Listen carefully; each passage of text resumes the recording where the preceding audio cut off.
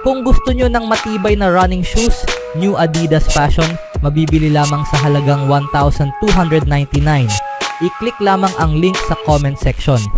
Ang free agency ay nasa mahigit isang linggo na lang, ngunit maaaring mahirap makahanap ng daan patungo sa isang kasunduan sa pagitan ng Orlando Magic at shooting guard na si Klay Thompson. Ang Yahoo Sports Insider na si Jake Fisher, na nagsasalita tungkol sa mga ulat na nag-uugnay sa Magic at Thompson sa kanyang podcast na No Cap Room, ay nagsabi na ang Orlando ay hindi handang magbigay kay Thompson ng higit sa 2 taong kontrata. Walang sigurado sa bagay sa Orlando, sabi ni Fisher.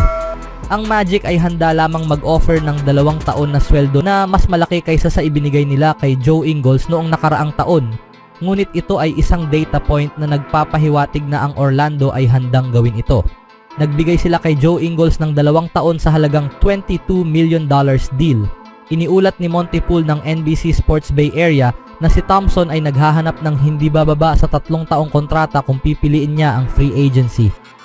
Ang The Athletic's Shams Charania at Anthony Slater ay dati nang nagulat na may interes ang Orlando at Thompson sa isa't isa. Sa unang pagkakataon sa karera ni Thompson, ipinakita niya ang interes na mag-explore sa external options. Sabi ni Charania at Slater, may mutual na interest pa rin sa pagitan ni Thompson at ng Orlando Magic ayon sa mga sources sa liga. Ang Warriors ay malinaw na nais ibalik si Thompson sa tamang presyo at sa tamang papel.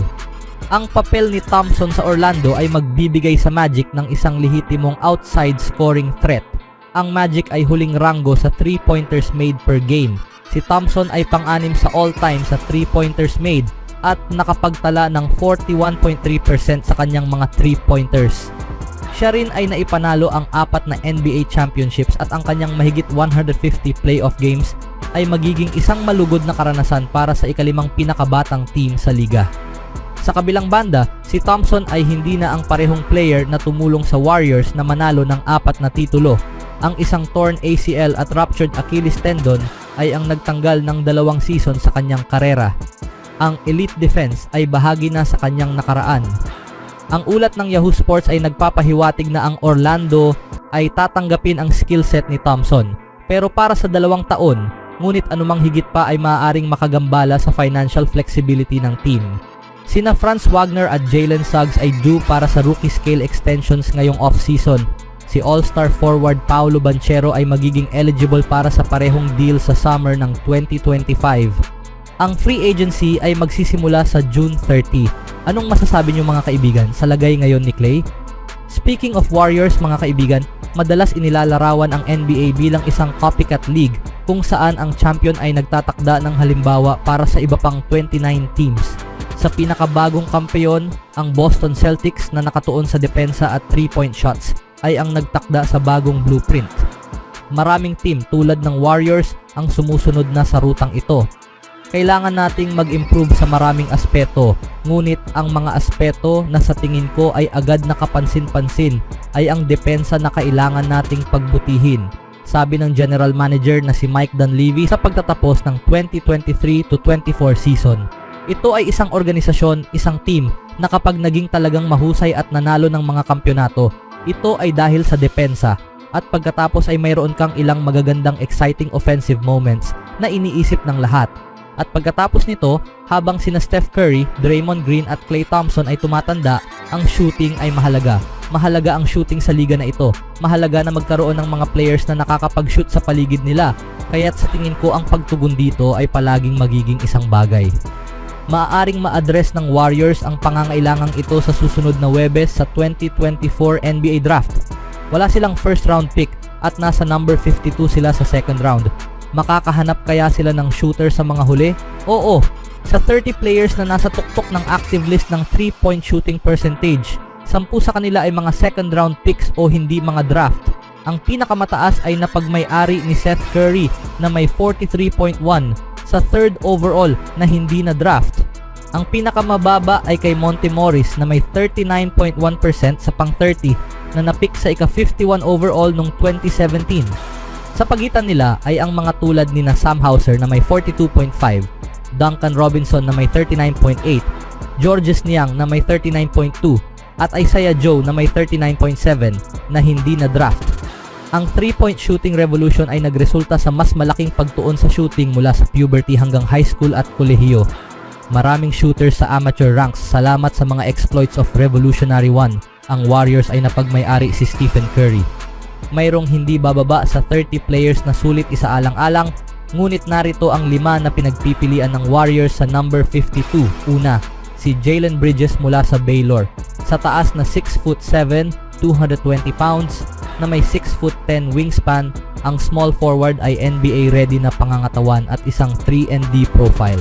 Siya ay mahusay na naglalaro off the ball na maaaring easy fit sa Golden State. Siya ay nag-shoot ng 41.2% mula sa beyond the arc noong nakaraang season kasama ang Bears na nagpapakita ng elite triple sa unang pagkakataon. Napabilang sa All Big 12 third team bilang senior, siya ay naging 23-year-old noong nakaraang buwan at nakikita na makakatulong agad bilang rookie. Si Bridges ay nag-workout kasama ang Warriors noong nakaraang buwan. Pangalawa, si Pelle Larsson sa Arizona. Nagsimula sa lahat ng 36 games para sa Wildcats. Ang 6'5", 215-pound wing ay nag-average ng 12.8 points kada laro na nag-shoot ng 51.9% mula sa field kasama ang 42.6% mula sa distance. Bagamat siya ay isang savvy passer, mas angkop siya sa pag-generate ng opensa kapag naglalaro off the ball, mahusay sa mga screens at sa catch and shoot opportunities. Siya ay 23-year-old na may 136 games na karanasan sa Utah at Arizona. Sa paglalagay ng halaga sa Warriors sa mga players na maaaring makatulong agad, may katuturan na nag-workout siya kasama ang team, ilang linggo na ang nakalilipas. Pangatlo, si Antonio Reeves ng Kentucky. Ang 6'4", 190-pound shooting guard ay maaaring mag-fill sa deep. Sa isang typically talented Wildcat squad, gumawa siya ng 33 starts bilang senior na nag-average ng 20.2 points kada laro, na nag-shoot ng 51.2% mula sa field, kasama ang 44.7% mula sa deep. Ang ilang team ay turn off sa kanyang edad. Siya ay magiging 24-year-old sa Nobyembre. Ang Warriors, na may timeline, ay hindi iniisip ito. Tinuturing nila ang kanyang karanasan, katulad na lang kay Trayce Jackson Davis noong nakaraang summer bilang isang plus. Siya ay nag-workout sa team bago ang Memorial Day. Pang-apat, si Cam Spencer ng UConn, isa pang oldie. Sa edad na 24-year-old, ang 6'4", 205-pound combo guard ay nag-aral sa 3 magkakaibang kolehiyo. Ang huli ay sa UConn, kung saan siya lumipat sa starting role na naging bakante nang umalis si Jordan Hawkins papunta sa NBA noong nakaraang summer. Ang Huskies ay nagtagumpay sa isa pang titulo, kasama si Spencer na nagsimula sa lahat ng 40 games na nag-average ng 14.3 points kada laro at nag-shoot ng 48.4% mula sa field kasama ang 44% mula sa beyond the arc. Pinangunahan din niya ang team sa steals, ngunit hindi pa siya nag-workout kasama ang Golden State. At ang pang-5, si Jalen Wells ng Washington State. Sa edad na 20-year-old na may isang season lamang sa Division 1 hoops, matapos ang 2 season sa Division 2 Sonoma State, ang 6'7", 205-pound wing ay isinasaalang-alang na manatili, ngunit sa huli ay pinili na tumuloy sa draft. Siya ay nag-average ng 12.6 points kada laro na may 41.7% na shooting mula sa deep, isang produkto ng steady off-ball movement, excellent shooting mechanics at quick release. Ang mga katangiang ito ay sapat na para imbitahin siya ng Warriors para sa isang mas malapit na pagtingin noong nakaraang linggo. Ano sa tingin niyo mga kaibigan? Sino kaya ang kukunin ng Warriors?